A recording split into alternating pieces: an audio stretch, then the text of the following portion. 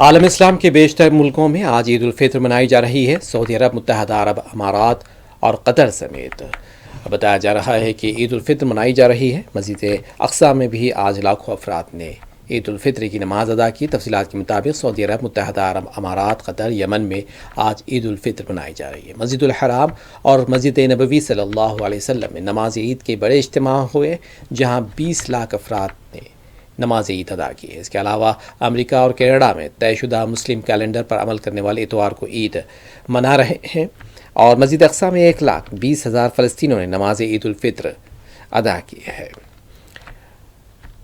Oman, Indonesia اور Brunei میں عید الفطر پیر کو منائی جائے گی، جبکہ برطانیہ میں مسلم کمیونٹی تقسیم ہے، بعض آج اور بعض پیر کو عید منائیں گے۔ اور فلسطین بھر میں آج عید الفطر پورے مذہبی جوش و خروش کے ساتھ جذبے سے منائی جا رہی ہے۔